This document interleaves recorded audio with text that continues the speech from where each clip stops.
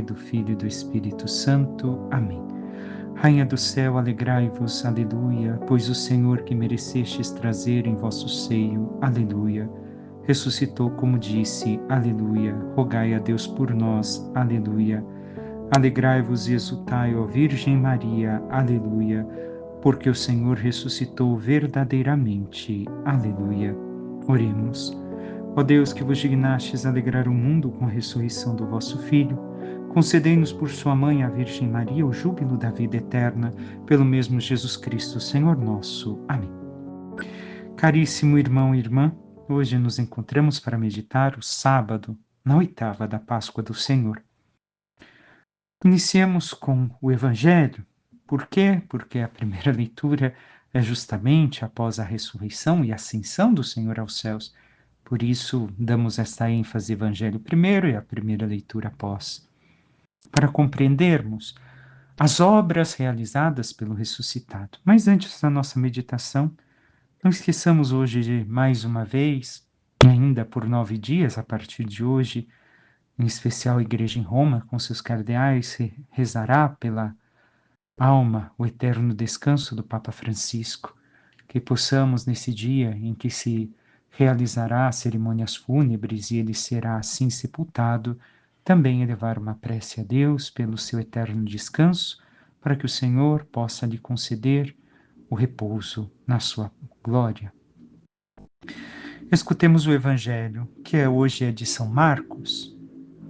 Depois de ressuscitar na madrugada do primeiro dia, após o sábado, Jesus apareceu primeiro a Maria Madalena, da qual tinha expulsado 7 demônios. Ela foi anunciar isso aos seguidores de Jesus, que estavam de luto chorando. Quando ouviram que ele estava vivo e fora visto por ela, não quiseram acreditar. Em seguida, Jesus apareceu a 2 deles, com outra aparência, enquanto estavam indo para o campo. Eles também voltaram e anunciaram isso aos outros. Também a estes não deram crédito. Por fim, Jesus apareceu aos 11 discípulos enquanto estavam comendo.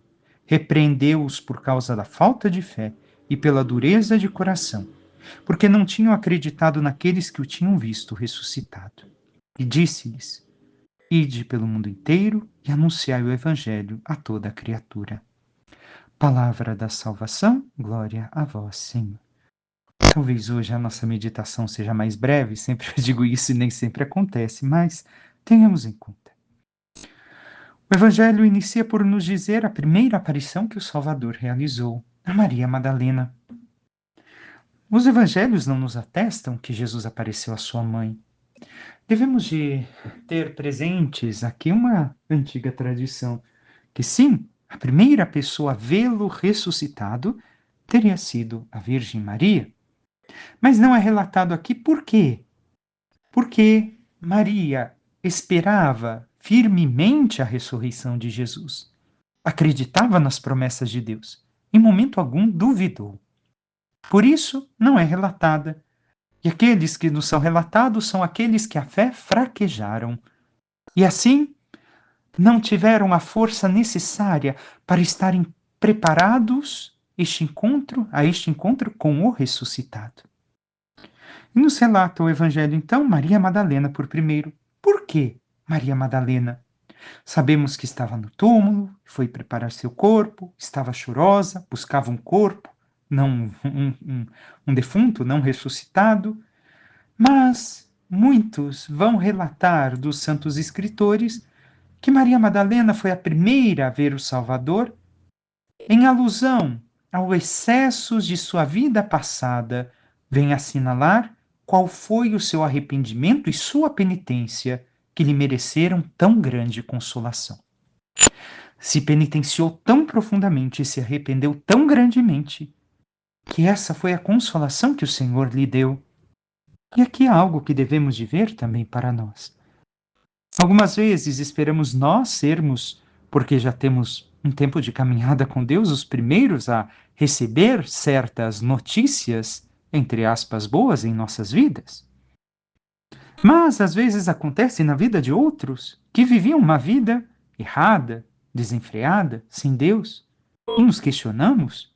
Não quero acreditar, duvido que o Senhor realizou. Tenhamos em conta Talvez esta pessoa se arrependeu e se penitenciou muito mais do que eu e você. E por isso Deus lhe concedeu a graça. Porque se arrependeram de coração e decidiram, por amor a Deus, mudarem sua vida. E aqui cabe a mim e a ti, irmão e irmã, nos questionarmos. Também nós, como Maria Madalena, temos realmente nos arrependido da vida passada, nos penitenciado por ela, para buscar a consolação no amor de Deus? E se Ele nos der algo, louvado seja Deus. Se não nos der, louvado seja Deus da mesma forma. Os outros dois a quem aparece, com certeza, dizem os santos autores, que são os discípulos de Emaús, que recebem, mas ele estava de outra forma. Por ser ressuscitado, não o reconheceram. Recordemos aquilo que meditamos esses dias. Estavam cegos. O Senhor vai realizar a grande obra, o milagre, de tirar a escama de seus olhos. Ao partir o pão, ou seja, ao alimentá-los com seu corpo, sangue, alma e divindade, e também com as Escrituras. Por quê? Porque se cegaram. Tinham a expectativa de uma obra de Deus e nada daquilo aconteceu. Estão frustrados, mas Deus apareceu a eles, o Cristo ressuscitado. E também a eles não querem acreditar, os discípulos.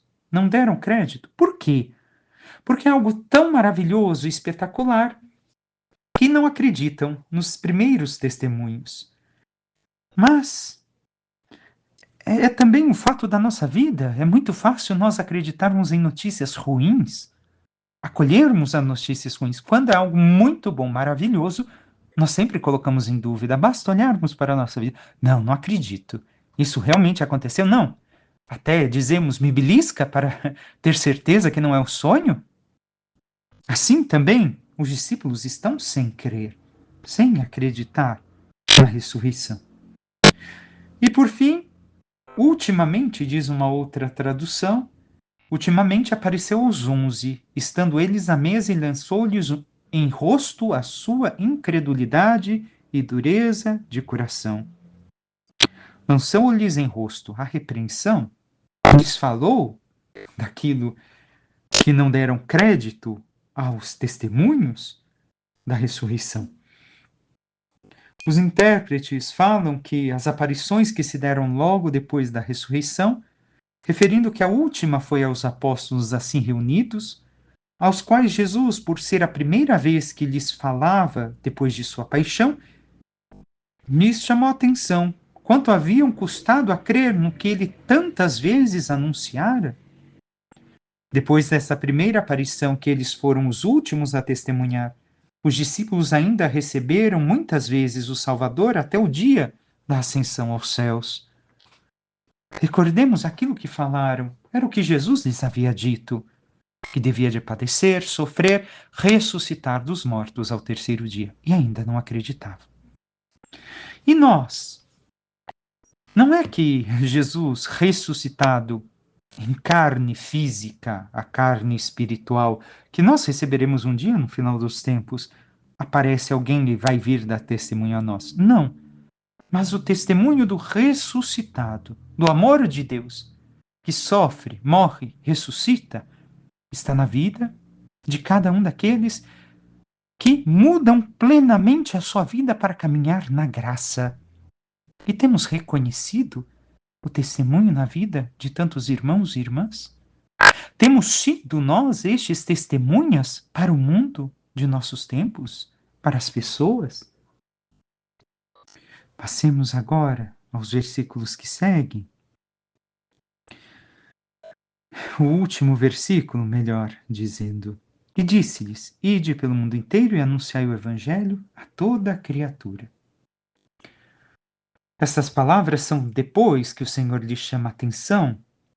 Não são proferidas nessa aparição, talvez que se trata o versículo onde Jesus lhe chama a atenção. Como que resume todas as manifestações do Salvador aos apóstolos. Depois de ressuscitado, e as instruções e promessas que lhes deu durante estas, recapituladas nas últimas linhas do Evangelho. Ide por todo mundo pregai a toda a criatura. Pregai o Evangelho a toda criatura. Entre esta missão e a que Jesus deu aos apóstolos no curso de sua pregação, a diferença é de que a primeira vez proibiu que pregassem aos samaritanos e gentios, e agora envia a todos os povos. Porque estava abolido com a lei nova o exclusivismo do culto judaico e o Evangelho vinha salvar toda a humanidade. Por isso, o Senhor pede que seja anunciado a toda a criatura o próprio Evangelho, as suas palavras, a salvação que ele alcançou para cada um de nós, para que todos se convertam e creiam, porque o próximo versículo que hoje não é lido justamente fala: aquele que crer e for batizado, ou seja, o anúncio deve levar as pessoas à fé. A fé entra pelo ouvido, o anúncio é feito ao proclamar o Evangelho, ao anunciar com a boca, com a palavra. E assim as pessoas devem de vir à fé e se salvarem. Temos realizado a missão que o Senhor também encomendou a cada um de nós? Salmo 118, mais uma vez, continua dando graças ao Senhor. Dai graças ao Senhor, porque Ele é bom, eterna é a sua misericórdia. O Senhor é minha força e o meu canto, e tornou-se para mim o Salvador. Recordemos, a misericórdia de Deus é eterna para conosco. Se nós, por fraqueza, por erro, acabamos falhando no caminho de santidade, mas não pequemos contra a misericórdia de Deus, porque aí somente nos restará a justiça. Se abusamos da misericórdia de Deus, nos restará a sua justiça, e o juiz justo para nós será muito difícil. Passemos agora à primeira leitura. Seguimos os textos dos Atos dos Apóstolos que ontem escutávamos. Os chefes dos sacerdotes, os anciãos e os escribas, ficaram admirados ao ver a segurança com que Pedro e João falavam, pois eram pessoas simples e sem instrução. Reconheciam que eles tinham estado com Jesus. No entanto, viam de pé junto a eles o homem que tinha sido curado, e não podiam dizer nada ao contrário. O que vemos aqui, irmão e irmã? Vemos que Pedro e João foram transformados não só por ter estado com o Senhor, mas por agora terem recebido a plenitude do Espírito Santo. Eram pessoas simples e sem instrução, mas falavam com sabedoria. Recordo uma vez mais aquilo que já vimos.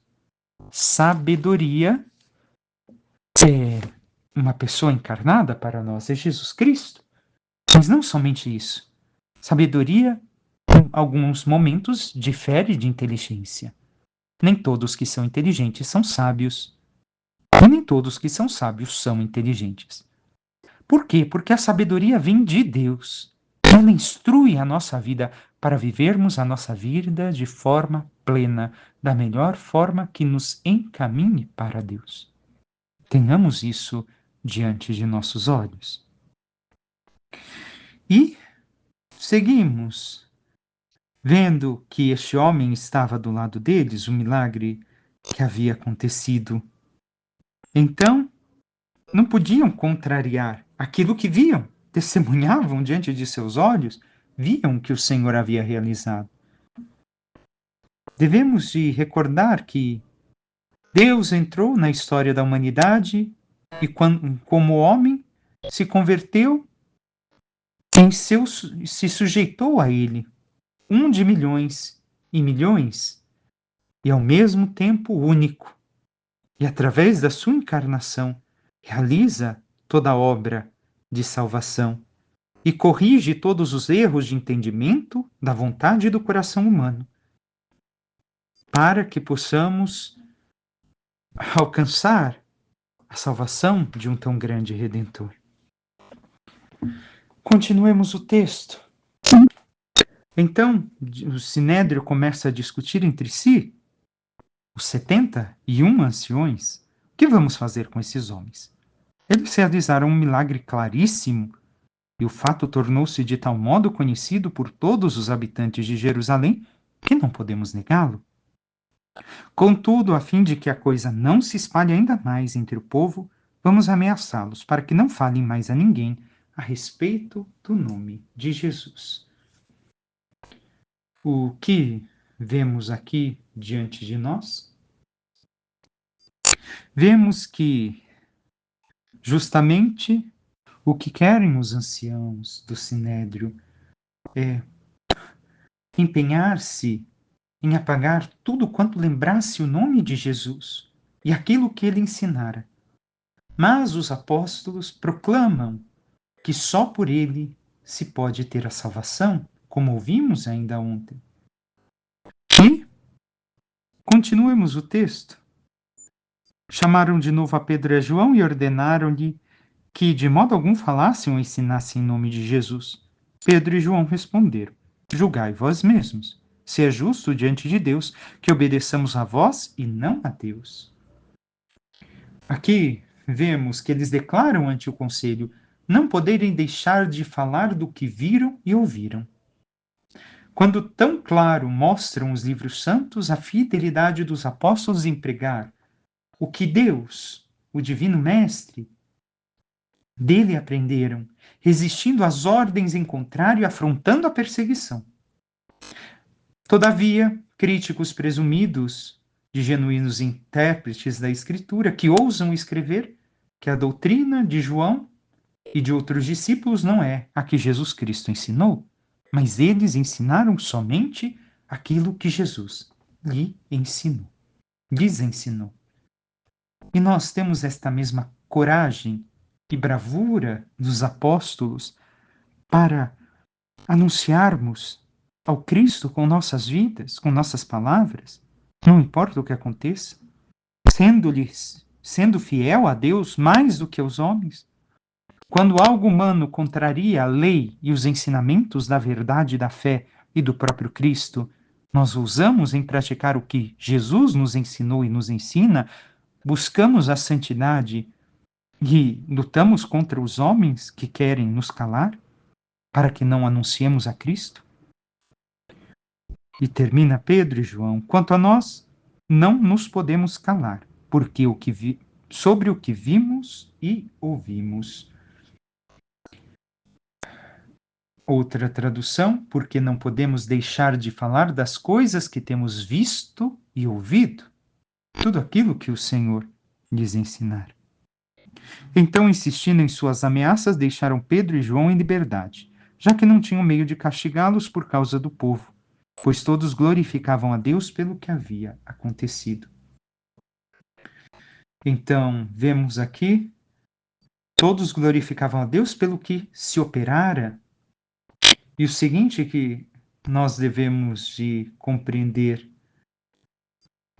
que tudo aquilo que o Senhor realizava através dos apóstolos era sempre para o louvor de Deus.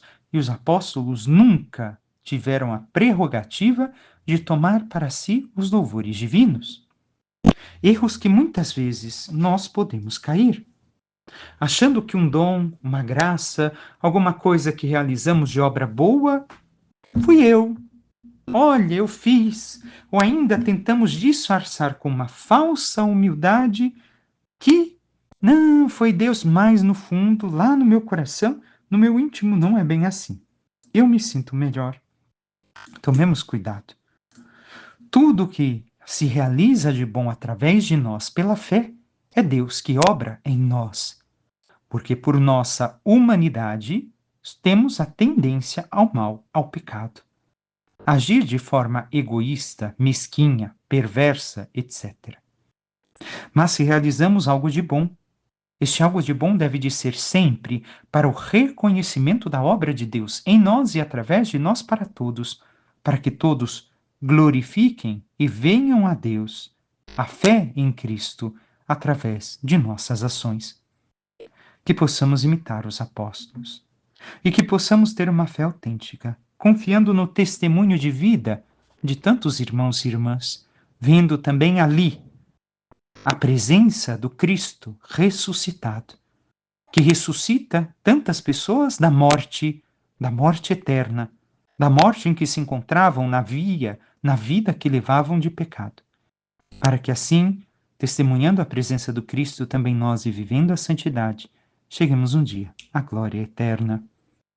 Peçamos à Santíssima Virgem Maria, nossa Mãe, que interceda por cada um de nós e nos ajude a cada vez mais abandonarmos a nossa fé em Cristo, confiando plenamente nele, nos abandonando nesta fé, para que, vivendo de suas palavras, de seus ensinamentos, de sua presença viva e real nos sacramentos e na vida de salvação, de conversão dos irmãos e irmãs, possamos cada vez mais ser-lhes fiel e assim anunciar a sua mensagem, o seu evangelho, a sua salvação e palavra a todos, para que um dia, cumprindo a missão que o Senhor nos confia, possamos merecer o descanso eterno.